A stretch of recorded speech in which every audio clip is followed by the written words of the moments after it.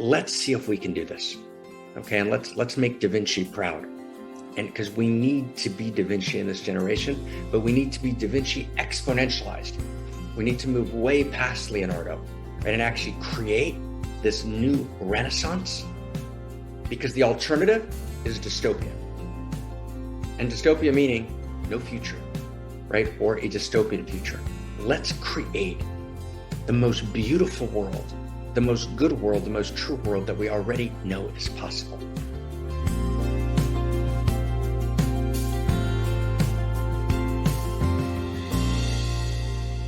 And this week, we have an insanely exciting week that we've been promising for the last 3. So I am madly delighted to be with you.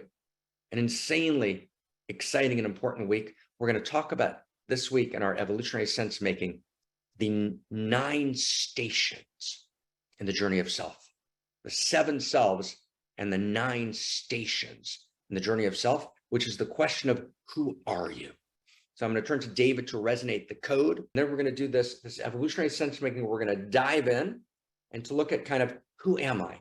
And it's my hope, right? My prayer and my trust and our promise that in about 40 minutes from now, we're going to have a sense of who are you that exponentially exceeds, right, who we understand ourselves to be right now.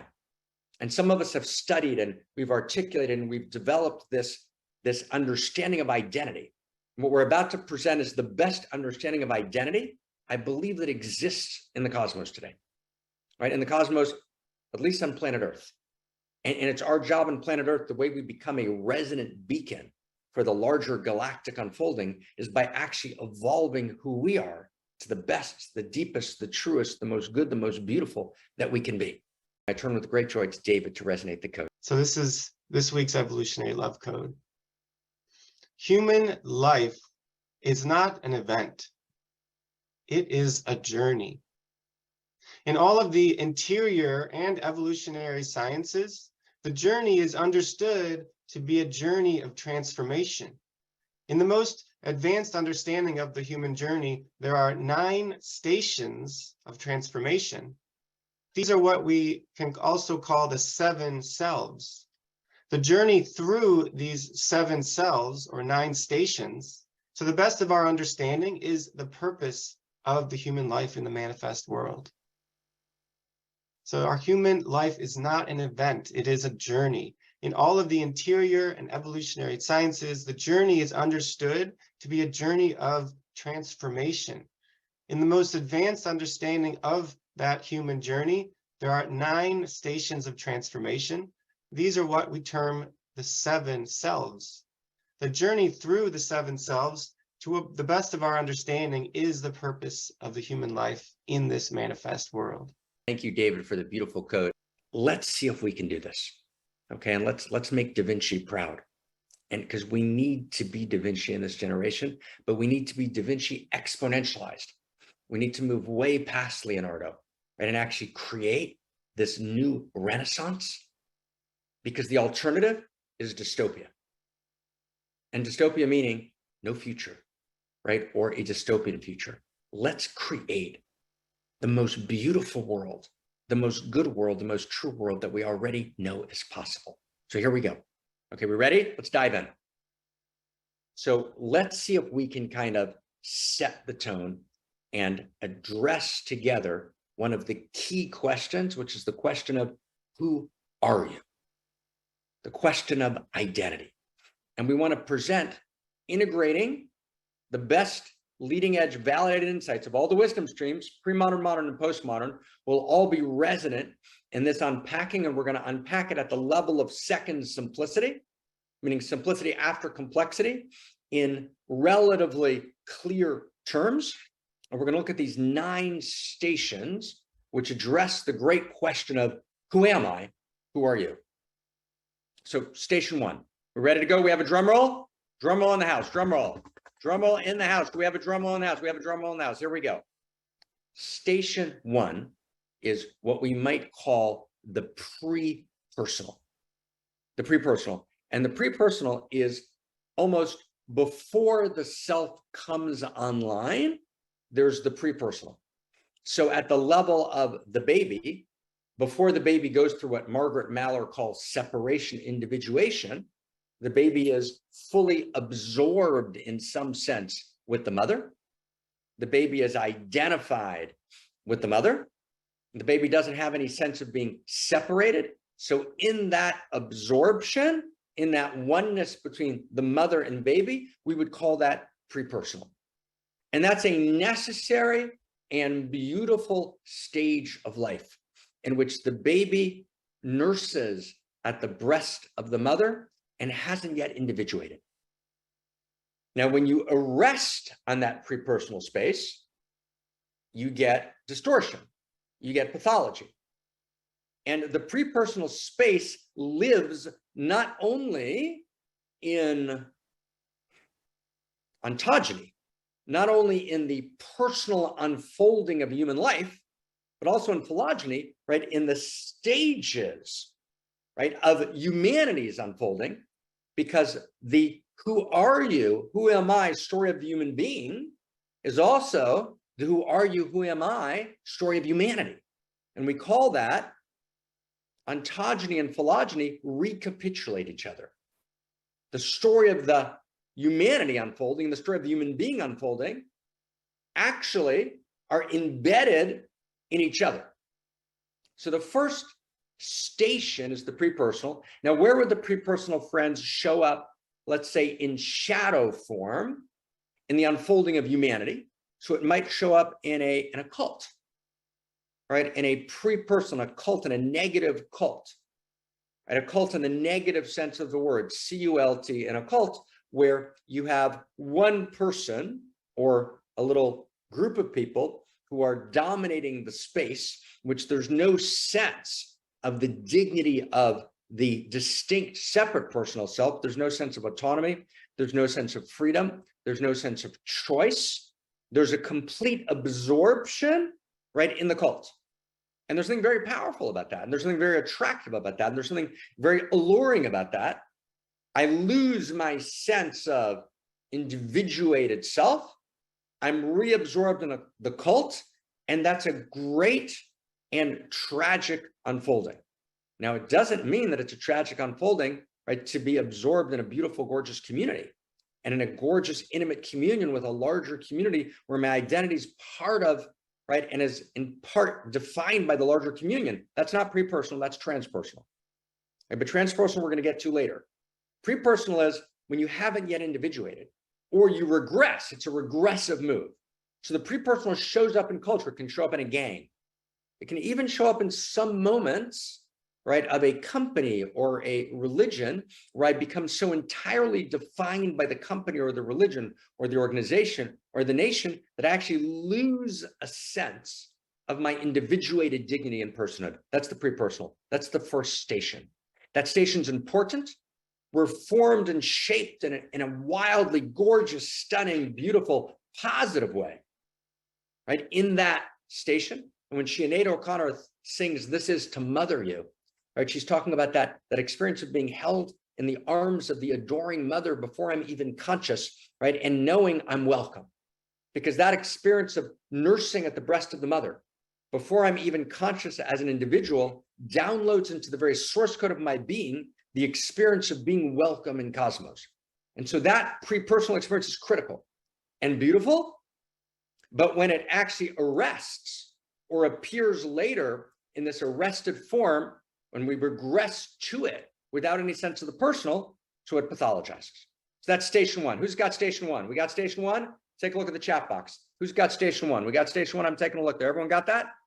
Okay, let me take a look here. Let's open up. Okay, we got it. Okay, got it? Okay, that's station one. Let's go to station two.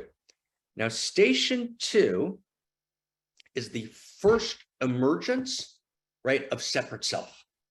Separate self emerges, and separate self is not to be demonized, as so many of the Eastern Buddhist and other mystical traditions in Judaism and Christianity and Hinduism, right? The mystical traditions demonize the separate self. Bad mistake. Separate self is a beautiful emergence. It's an emergence in the history, the his story, the her story of the individual. end of the story of culture. The emergence of separate self explodes in the world with the canon of biblical thought, when the human being is addressed as homo imago Dei. Every unique individual human being is participatory in the image of the infinite, in the image of infinite value, in the image of God. That's the notion of the dignity of the individual. And that notion is strong in Hebrew wisdom, but doesn't become utterly central in culture until Christianity and Islam, each in their own ways, liberate dimensions of Hebrew wisdom. They bring them into the world. And that ultimately comes together in Europe, at least in the Renaissance. And really in the 16th century, for the first time, the word self appears in the dictionary. The word self doesn't appear in the dictionary before the 16th century. And self is separate self, rooted in the great traditions, but not fully crystallized. In Hebrew wisdom, fully crystallized in Christianity in part, in Islam in part for a simple reason, because in Christianity, there's no dignity to the individual unless they accept a certain set of tenets. If you don't accept Christ in a particular way, you're damned.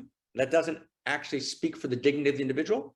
It's not sufficient either in Hebrew wisdom because it's limited to too narrow a group of people, right? The chosen people. In Islam, again, there's a sense of chosen people. It's either us or them. There's not the innate dignity of the individual per se, but those are proto versions of separate self. The full separate self appears in the Renaissance. Every human being has dignity. Every human being, independent of the larger context, simply as a separate self, has dignity. That's the emergence of the modern citizen, the modern separate self. And separate self is real. Separate self, if I want to say it in kind of classical nomenclature, separate self is a real construct in the mind of God. Separate self is real. And separate self is the moment in my life when I say, this is my story, this is my life, and my life isn't anybody else's life, and I can't be anyone else, and I can't be born at a different time, and I can't look a different way. This is me, and I'm embracing my story, and I'm embracing the dignity of my separate self, and I'm standing in that inherent dignity, and I step out of all codependencies, not interdependencies, but I step out of all codependencies, and I feel the inherent dignity of me being a separate self. Okay, wow. That's a very big deal. A separate self is a huge deal, hugely important. It's an evolutionary leap that can't be ignored, can't be pathologized, can't be demonized.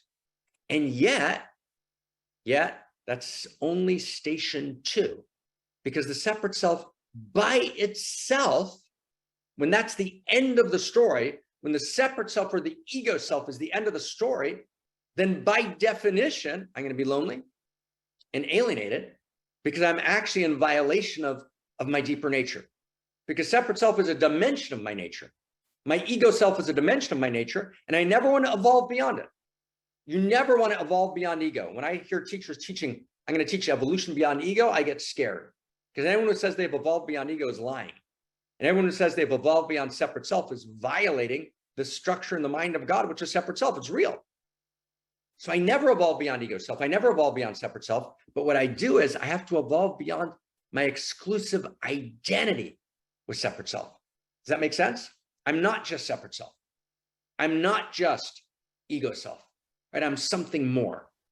Now, the third self I want to introduce is one attempt to talk about what that something more is.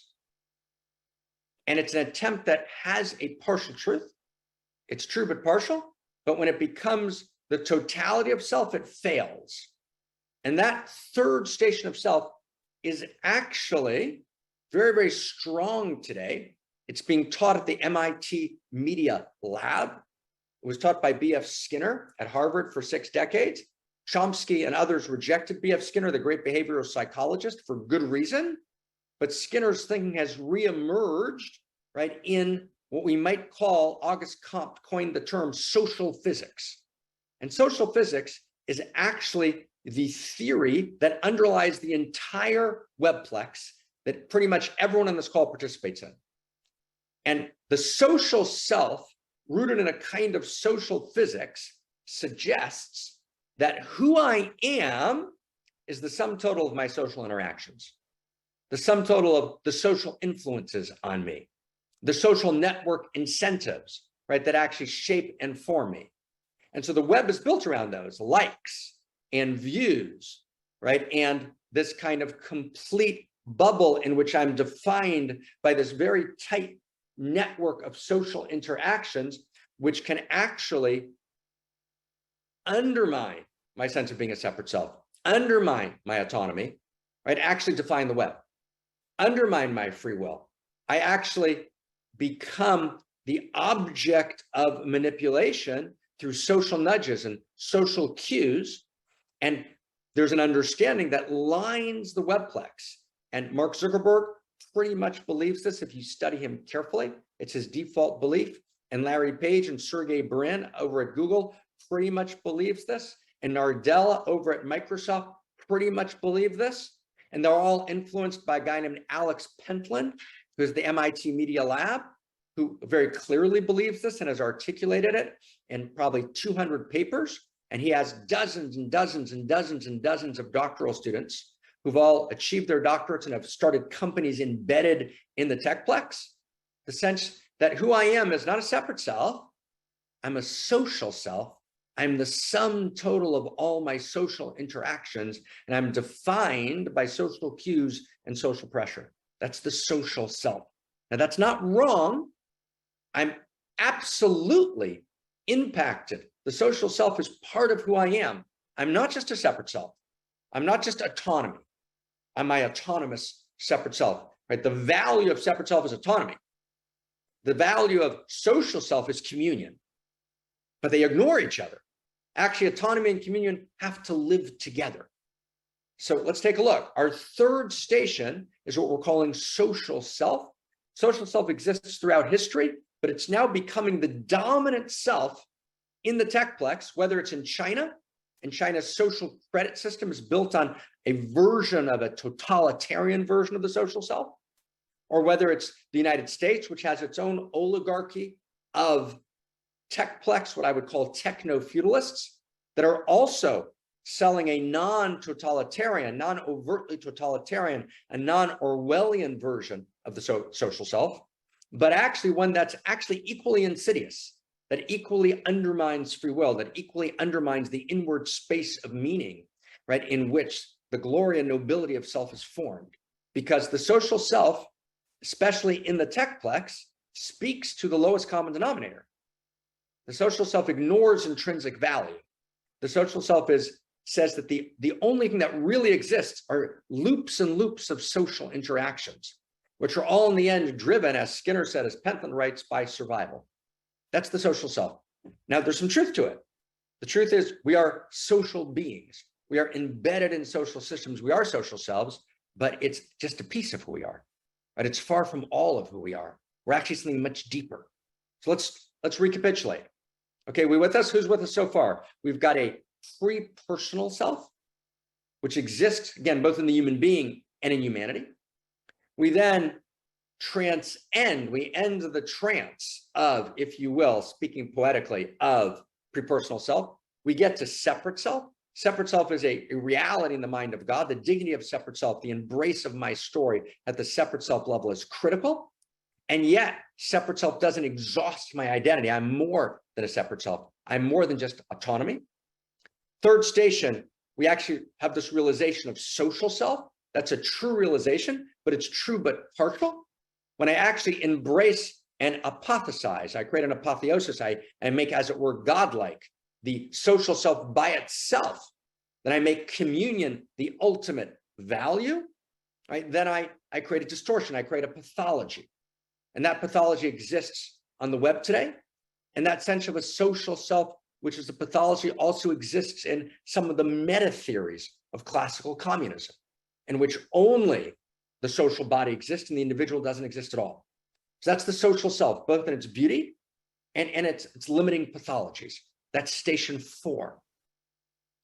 Station, that was 1, 2, that's station 3. Okay, so pre-personal self, separate self, social self.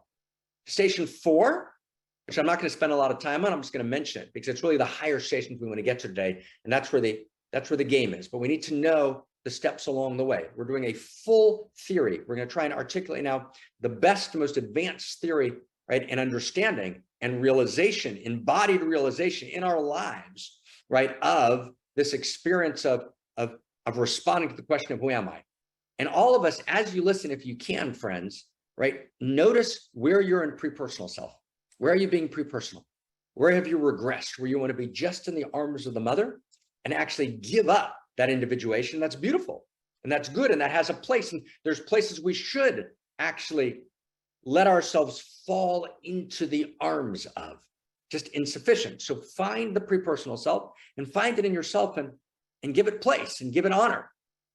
And then, friends, find your separate self, your dignity as a separate self, right? Your classical identity, right, as a citizen, and see the goodness of just embracing your, not in the arms of, but your individuated story and the beauty of that. And then see in your life, where am I a social self? And to what extent am I? What's the truth of that? Where I'm the sum total of my network of social influences and why that's beautiful and why it therefore matters what social context I locate myself in, and why that doesn't exhaust me, and why I have to be careful to actually find a deeper, strange attractor, North Star of value, so that I don't get ultimately defined by my social self, which actually pathologizes me. Those are the first three stations, right, of self. Pre-personal, separate self, social self. 4, which I said we're going to talk about briefly, is false self. And false self is a distortion. It's the distortion of either separate self or the distortion of social self. So in some sense, we've already addressed false self. When I'm only a separate self, when that exhausts my identity, that's a distortion that becomes false self. When social self becomes, in the Alex Pentland techno-feudalist MIT Media Lab formation, when my social self becomes the sum total, I'm the sum total of materialistic social interactions, that's a distortion of social self. That's another version of false self.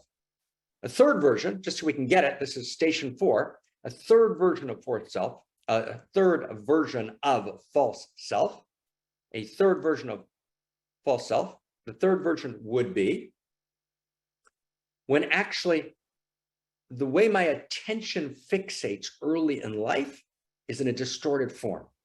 So I come into the world, I experience the shock of separation. Here I am, and I have to find my way in the world. And I'm shocked by my existence in this world, and I'm shocked that the world's not attuned to me. I was in the mother's womb and all reality was attuned to me, and all of a sudden there's this discordance between me and reality. And very early on, I can't blame reality because that will crush me. It will make me suicidal to reality. So I actually, in some sense, fault myself.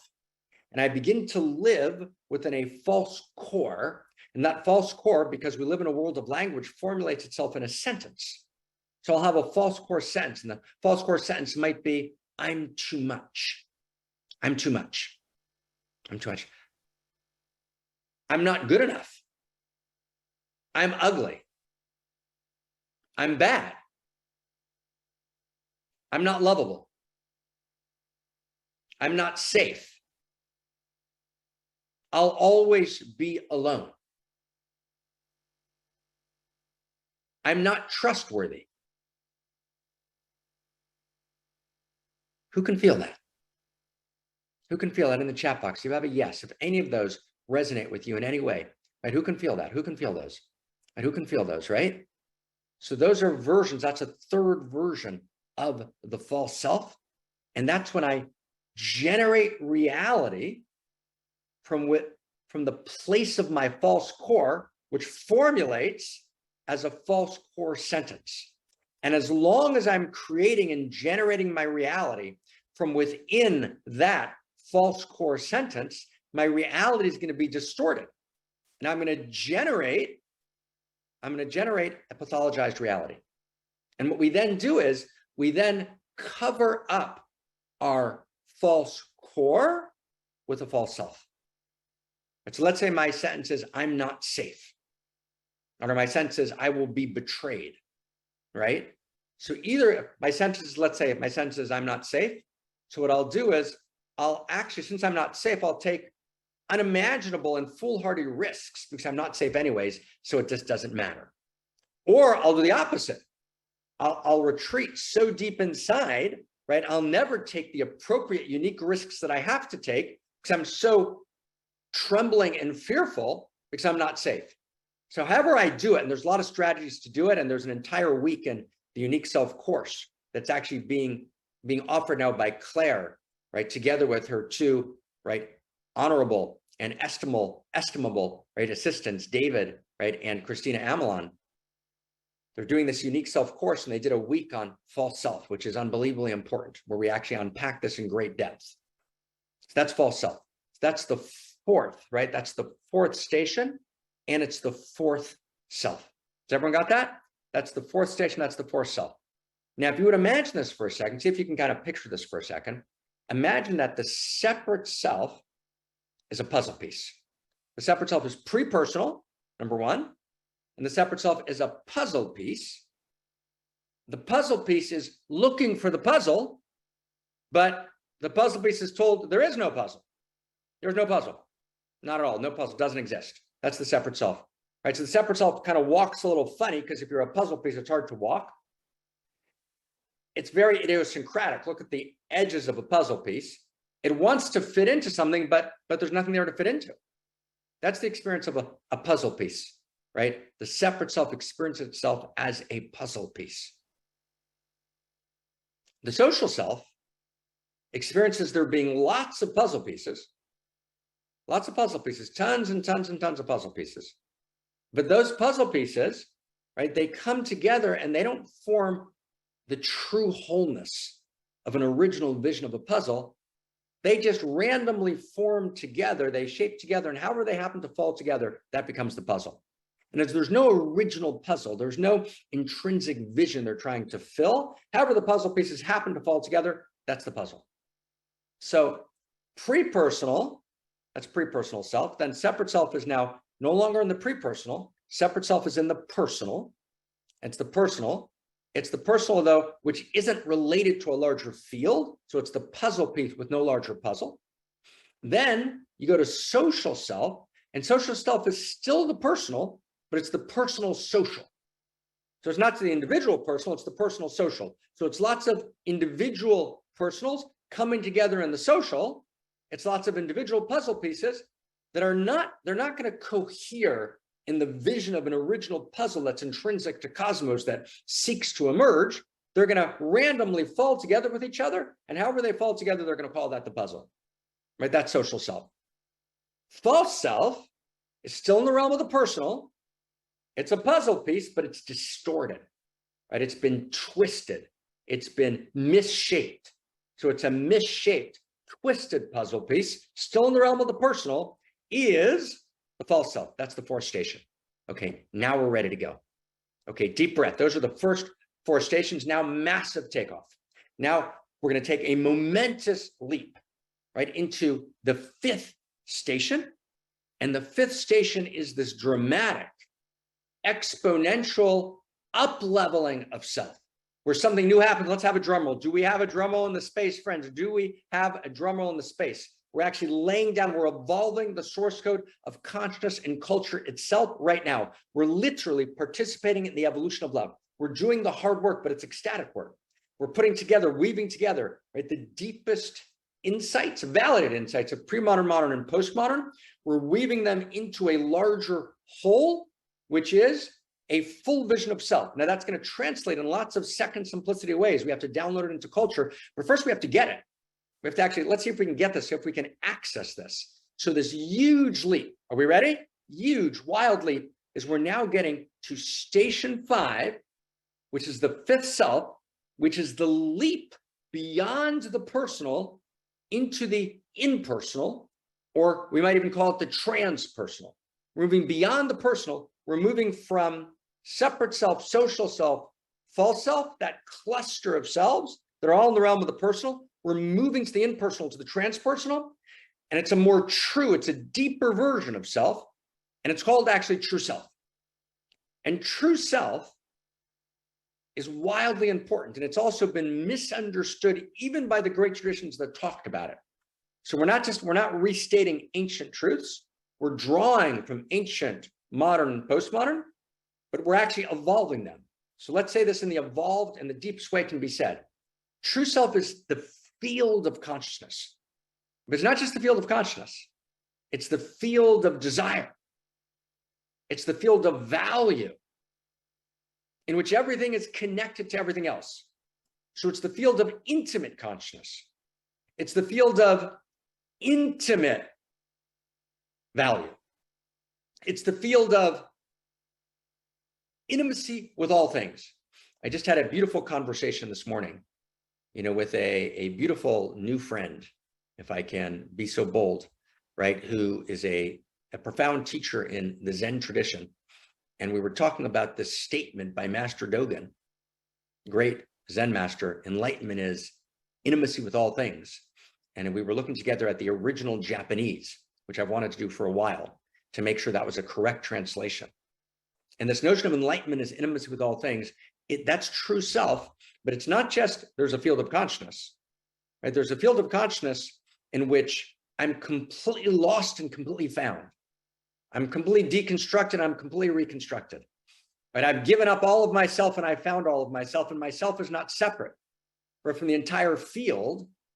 And that interpenetration, that interdependent co-arising of the correct form that happens in true self, right? That is the deepest sense of who I am. Who am I? I am essence. Who am I? I am true self. Who am I? I am inseparable from the field of consciousness. Who am I? I am indivisible from the field of value. Who am I? I cannot be in any way disambiguated from the great field of desire. I am desire. I am consciousness. I am value. I am that I am. And all of us participate in the same one true self. The total number of true selves in the world is one. True self is the singular that has no plural. And I'm speaking to you, friends, not from the constructs of the mind, but from the constructs of the lived realization of my own body, heart, and mind. And the lived realization, right, of the most subtle and speculative minds, hearts, and bodies, right? If we integrate all of that knowing, right, the best understanding we have at this level, station 5. Now, many of the great traditions, if they get here, and usually they don't get here, they get to kind of true self as being one with consciousness. We just did a much deeper vision of true self. But they stop here. This is the accomplishment. This is enlightenment. This is the mystical realization. This is attainment, right? This is Satori. This is it. No, it's not. This is a critical station. It's the momentous leap. It's the beginning of the change, right? That changes everything. But we're not home yet. Because actually, true self is the experience, and think about this for a second, it's the transpersonal, the impersonal. If you're thinking about it in terms of the puzzle and puzzle piece image, true self is the sense of there's a puzzle, it's one whole, there are no separate puzzle pieces. 1 second, you think there are puzzle pieces? You see these lines separating, there seem to be puzzle pieces, that's an illusion. Die on the cushion, sit, meditate, or however you practice whirling dervish, and you will realize that there is no separation at all. It doesn't exist. There is no distinction. There is no uniqueness, right? Those are all illusions. We're all part of the same one self, one field of consciousness. That is precisely true and not true. And when you claim it as a whole truth, you devastate the human body, heart, mind, which is what mystical traditions have done forever. Because actually, friends, there is no true self any place in the manifest world. Doesn't exist. Actually, every true self sees through a unique set of eyes. And uniqueness is not separateness. Separateness is a reality of a cosmos. We're supposed to have an experience of separateness. Separateness is a true reality, which is a real experience, but ultimately, separateness dissolves. Ultimately, Einstein wasn't wrong when he said separateness is an optical delusion of consciousness. But after separateness dissolves, and I realize I'm indivisible from the field of true self, from the field of one consciousness, and one heart, and one desire, right? One love. I then individuate not into separation, I individuate into uniqueness. I actually am an irreducibly unique expression of true self. There is no true self in the manifest world, actually. And the attempt to locate true self in the manifest world is doomed to failure, because every one of us is an individuated expression of true self. Every one of us is a distinct expression of true self. True self is the realization that we're all part of the seamless code of the universe. But the seamless code of the universe is seamless. It's not featureless. And you and I are its distinct features. So actually, I'm not. The experience of my enlightenment is not true self. It's stunning, my friends. The experience of my enlightenment is unique self. I'm an irreducibly, who are you? You are, I am. Who are you? You're an irreducibly unique expression of the love intelligence and love beauty and love desire. That's the initiating and animating eros of all that is, that lives in you, as you, and through you. That never was, is, or will be ever again, other than through you. Can you feel that? And as such, you have an irreducibly unique perspective, and you incarnate an irreducibly unique quality of intimacy that come together to foster your unique gift that allows you to respond to a unique need in your unique circle of intimacy and influence. Right? Right? Like, oh my God, that's unique self. Right? There's the beautiful apocryphal story of a child, and the teacher asks the children to draw trees. And the teacher comes over and looks over the child's, shoulder and says, you didn't draw my tree, you're drawing a purple tree. And the child says, yeah, I did. Right? And the teacher says, but there's no purple trees. Right? And the kid says, yes, there are. I just drew it. The teacher says, but I can't see it. And the child looks and says, isn't that a shame? Right? Right? Everyone's got a purple tree. Everyone's an irreducibly unique expression. And that irreducibly unique expression is not your talent. It's not your talent. It's not your gift. It's not your Myers-Briggs test. It's not your personality test.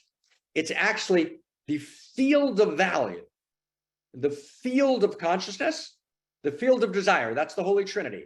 Value, desire, and consciousness. Those fields uniquely individuated in you, as you, and through you, as the intention of cosmos. That's your unique self. So your unique self, my friends, which is the sixth station and the sixth expression of self, your unique self, right, is a puzzle piece that completes the puzzle. So the puzzle piece that completes the puzzle is located as home. The puzzle actually holds the puzzle piece. And the puzzle piece intimately fits gorgeously and perfectly. And as the puzzle and the puzzle piece merge, there's this gorgeous explosion. Oh my God, yes, yes, yes, right? I'm completing. I'm needed. Only my idiosyncratic puzzle piece can complete this puzzle. And that is the experience of unique self. So we have the first station is pre-personal self. Second station, separate self. Third station, social self. Fourth station, false self. Fifth station, true self. Sixth station, station number 6. Everyone got this? Unique self. Now, the seventh station I'm going to talk about just for a moment, and it's not a quality of self, right? It's actually a quality of consciousness. It's a distortion, if you will, of self. It's a distorted quality of self, and that's what we call unique shadow. And unique shadow, and it's related to unique wound, although they're not the same, but every person has a unique way in which they're wounded, and everyone has a unique expression of shadow. And it's the way my story wounded me is my unique wound. It's the trauma of my life. That's my unique wound. That's one part of this next station, right? Of this seventh station. And then there's my unique shadow. But my unique shadow is not, people understand usually shadow as being like Robert Bly defines it in his book called The Little Book of the Shadow, which gets it exactly wrong. In which shadow is your jealousy, your rage, your contraction, your anger. That's not shadow. Those are shadow qualities. Shadow is the part of your light which is not visible. So light, your light or your illumination or your enlightenment is the expression of your unique expression of true self, your unique self, your unique story. But now your story is coming on board again. Right now in this place of unique self, we're not in just the personal, we're in, now stay close for a second, okay? We're in this new structure of consciousness. So if pre-personal is where we start, then we get to separate self, which is personal. Then we get to, let's say, true self, which is normally understood as impersonal, right? So then when you go to unique self, now you're the personal beyond the impersonal. So you're back at the personal, right? It's the personal again. Unique self is absolutely radically intimate and personal, but it's the personal after the impersonal, right? So the distortion of that. So if you're personal, your unique self personal is your light. Ner Elohim Nishmat Adam. The candle of the divine is the soul of the human. So it's why light is such an important image. The sense of being enlightened, the sense of being illuminated means I'm a unique frequency of light. I'm a unique frequency. I'm a singular frequency of light. So imagine there's a circle. And in that circle is the uniqueness of my light that participates in the larger field. So in that circle, to the precise extent that I cut off a quarter or a half, or most of us 4/5 of the circle, I cut off 4/5 of the circle of that light. And it's shrouded, it's obscured, it's not realized, it's in darkness. That's called shadow. So shadow is the part of my unique self that's in darkness. It's the part of my unique self that's unlived or distorted. So my unique self distortion, or my soul print distortion, or my unlived unique self, that's shadow. But of course, it's unique. There's no such thing as generic shadow. It has to be unique because it's a distortion of my unique self, right? My unique shadow is a distortion of my unique self. So if you would look for the place, friends, where you always mess up. It's a place you always get caught. You always, right? You always mess it up. You always fall. You keep effing it up again and again and again and again, right? That place is a confluence of your unique wound and your unique shadow. It's not just your woundedness. It's also, there's a particular dimension of your light that's unlived, and you keep blowing it again and again, but in the unique way you're blowing it, right? You're actually expressing or showing or disclosing the pathway back to your unique self, because you follow your unique shadow all the way home to your unique self. I'm going to give you an example, okay? Because we have to get this, and we have afterwards only 2 more stations. But I'll give you an example. And this is a true story. I was in Germany, and I had first begun to teach this idea of unique shadow, and it's a critically important idea because the entire conversation around shadow is distorted, in a very, very tragic way, in which shadow is understood as your rage, your anger. And then everyone tells you to integrate your shadow. Why should you integrate your rage and anger? I mean, you want to be aware of it, but why should you integrate it into your wholeness? Right? You actually, inappropriate rage and inappropriate anger, actually, you should work with. There's appropriate rage, appropriate anger. That has a place. But pathological rage and pathological anger, which is what shadow is, why would you want to integrate that? And that's what the shadow world teaches. And it's, of course, a mistake, because those are your shadow qualities. Your shadow is your unlived unique self. It's your unique self distortion.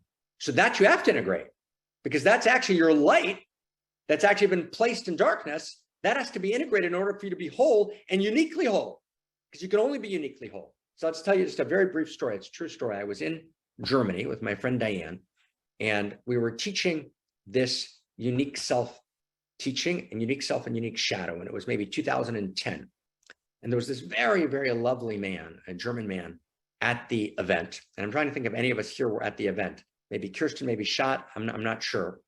And we're teaching this unique shadow idea. And this guy was, you know, kind of charismatic and this kind of attractive personality. And he was with us. And as soon as I started talking about unique shadow, he clearly got agitated. And, you know, he raises his hand and he says, this is ridiculous. This notion of unique shadow. I'm a therapist and, you know, I work with shadow. This notion of unique shadow is just not true. And I said, okay. So he said, just okay? I said, yeah, okay. Well, he said, you know, well, talk to me about it. I said, okay, we can talk about it. So I said, so you're a therapist. So what would you say, you know, your shadow is, right? What I would call, I said to him, whatever his name was, what I would call your unique shadow. He said, well, if I would think about that, I would say I do an enormous amount of meth and fisting. Meth and fisting. And fisting is a quite graphic experience in which an entire fist is inserted into an orifice, right, as an expression of sexuality. So he says, I do meth and fisting. And he was this very urbane, kind of refined person. And everyone goes like, there's a big shudder in the room, as I'm sure there is now in the chat box, big shudder. And so he says, that's that. If you want a unique shadow, that's my unique shadow. I said, wow. And he says, what does that have to do with my unique self? That's got nothing to do with my unique self. Okay, it's my unique shadow. It's the way I mess up all the time. But so first of all, I said to him, I said, why is that a shadow? So everybody laughed, right? And he said, well, you know, he laughed too. And then we softened a little bit. He said, well, it's a shadow because I do too much of it. I do too much of it. I don't want to be doing that much. I said, okay, so you're a therapist. So what do you do as a therapist? So now he gets really open and he says, I hold people. So well, that's fantastic. You hold people. That's a great thing to do. But what if a person has like a really challenging issue? Like, do you challenge people? He says, well, I think therapists challenge people too much. I really hold people. I said, well, that's great. You hold people. That's so beautiful. But what about when some issue needs to be broken open, something needs to be kind of penetrated? We need your penetrating insight. He said, nah. He said, my job is to hold people. And gradually the room got quiet. And he got quiet. I said, wow. So you're a therapist. Your unique self is being a therapist. People come to you and trust you, and they desperately need your penetrating insight. And they need you to challenge them, and you just hold them, and you refuse to penetrate their consciousness with the depth of your insight. Wow. You're a brilliant therapist, but your unique self, your penetration, your ecstatic penetration to actually illuminate something is in shadow. And so it emerges as your unique shadow, meth and fisting. And he started crying, and we all got quiet. We could see it, right? So everyone has a place, which is not just shadow, it's unique shadow. And that is, my friends, that's the seventh station. It's not a self, but it's a distortion of self. It's like false self in that sense. So we could call it a self in the same way we call false self a self.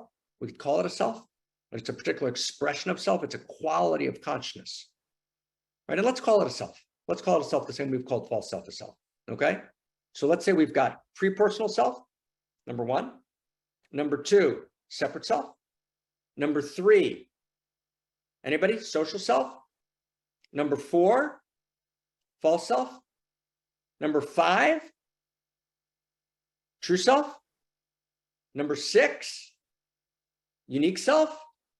Seven, unique shadow and unique wound, which constellate together to form this distorted expression, this shadow self, this unique shadow self. That's station 7. Okay, here we go. Here we go, everybody. Is everybody ready? Drum roll. We got two more to go. We're actually resourcing reality. We're actually participating together in this moment, right? In evolving the source code in response to the meta crisis, in generating, right, the best and deepest vision of self, weaving together the validated insights of pre-modern, modern, and postmodern in a new story of value. And his story has to address 3 questions. Who am I? Who are you? That's question 1. Right? Who am I? Who are you? Who are we? That's all part of the same question. Where are we? And where are we going? What's there to do? What do we desire? So we're looking at the first question here. And we're now at station 8, or at station 8. And station 8, my friends, is evolutionary unique self, right? You got that? Evolutionary unique self is unique self in an evolutionary context, where I actually experience that I am a unique and irreducible unique expression of the evolutionary impulse itself. I'm an irreducible unique expression of the evolutionary impulse itself that lives in me, as me, and through me. I am no less than the personal face of the evolutionary impulse. And evolution is desire. And the desire of evolution lives uniquely in me, as me, and through me. So who am I? I am evolutionary desire. But I'm not just generically an expression of evolutionary desire.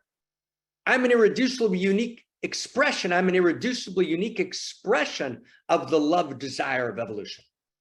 I am the love story of the universe, incarnate in person in me.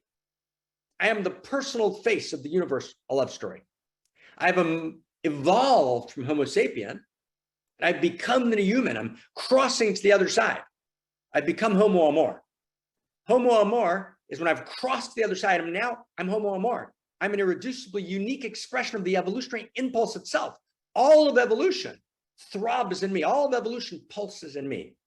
My desire, my clarified desire, not my surface desire, my clarified desire, what we call, together with my evolutionary partner, Barbara Marx Hubbard, right, we call your deepest heart's desire, is the desire of evolution awake and alive in you. And that's why you can't tell it no. It's why you have to listen to it. It's why we have to listen to the murmurings of the sacred that live in the whisperings of desire that call us to live and incarnate evolutionary unique self. And evolutionary unique self is not just a puzzle piece that completes the puzzle. Evolutionary unique self is a puzzle piece that actually evolves the puzzle. There's more puzzle. The puzzle expands, it gets deeper and wider and more good and more true and more beautiful. That's evolutionary unique self. Evolutionary unique self stands for the core equation of the new story of value, which integrates the best of pre-modern, modern, and postmodern. And that core equation, which we talked about last week, which Christina Amelon recapitulated this morning, infinity plus finitude. Finitude, the manifest. This world, the evolutionary world, the world of becoming. Infinity plus finitude equals more infinity. Now, the rules of logic can't wrap around it, but actually translogic does. It's a lived realization, right? It's the truth of paradox, that in some paradoxical sense that you can actually realize in your own body, you can actually find this in your own body literally right now. Find your own sense of yourself. Do you matter? You do.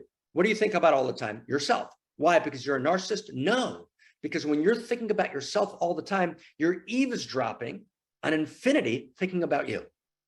Because you are infinity becoming more of itself. God plus you equals more God. There's literally more God to come. Infinite value plus your unique incarnation of value equals more value.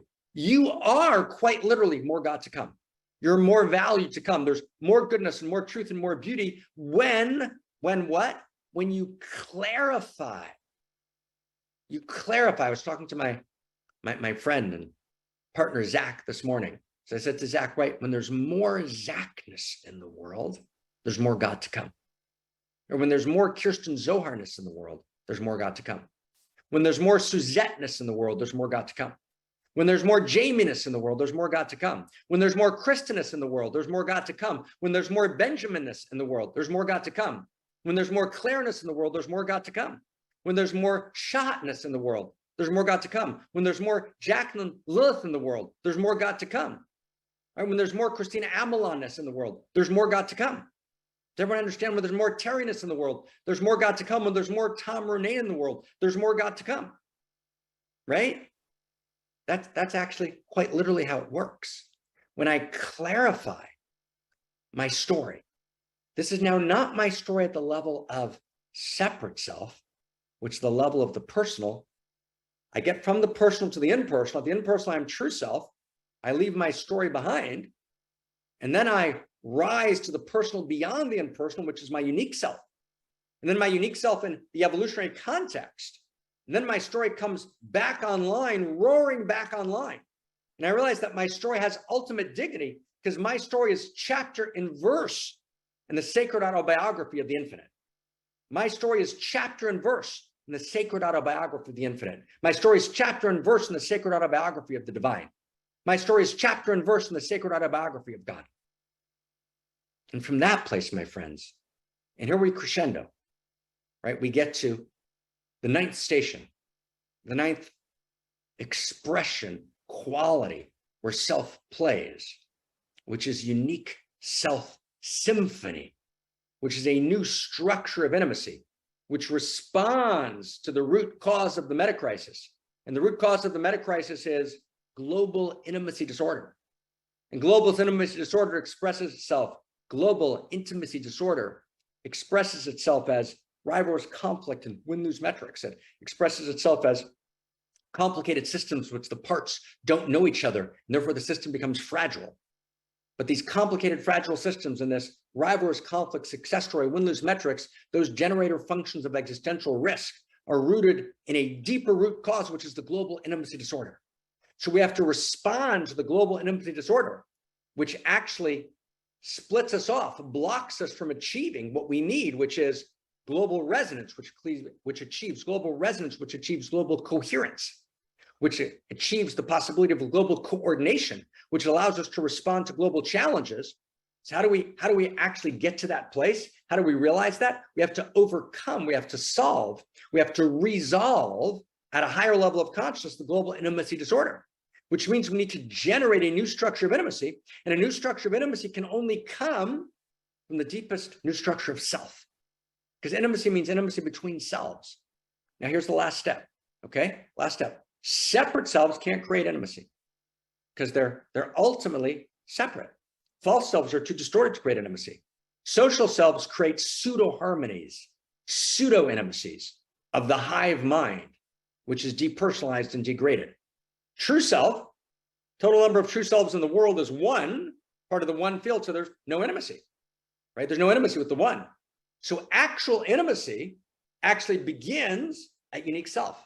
Unique selves create unique self coherence. Evolutionary unique selves. I'm not just intimate with my own uniqueness and my uniqueness resonates with your uniqueness, but actually I'm intimate with the entire evolutionary context. I realize the evolution is moving uniquely through me. We are evolutionary unique selves, and we come together in a new structure of intimacy and an evolutionary intimacy, which we might call unique self symphony. Unique self symphony, right, is the political, social, structural image which responds to the meta crisis. It's the deepest response we have to the meta crisis. Imagine an anthill, which everyone knows what to do. How do they know? Because maybe pheromones are exchanged? We're not sure scientifically.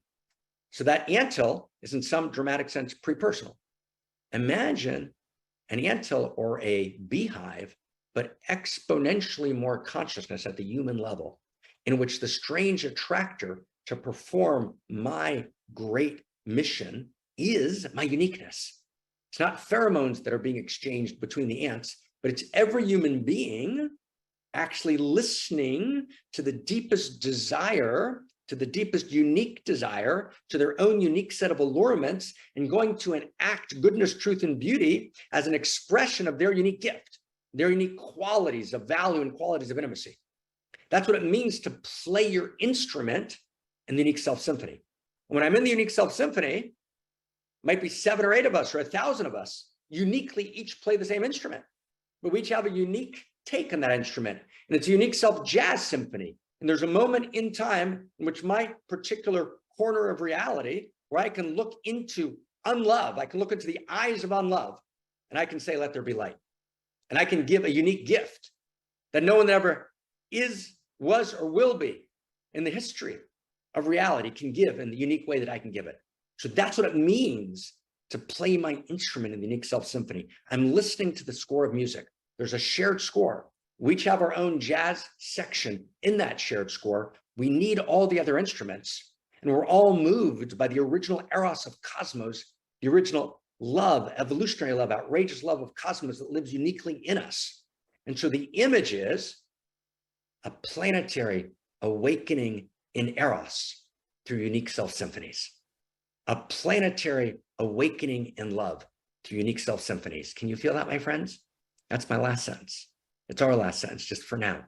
Can we feel that together? A planetary awakening in love through unique self symphonies. And that's the ninth station. That's the new emergence. That's Homo Amor. That's the new human. That's the new humanity. We just evolved the source code. I thank you so crazy much. I'm so, tears in my eyes, grateful. And thank you for your presence, your instrument in the symphony, your listening, your participation, right? Your joy, your beauty.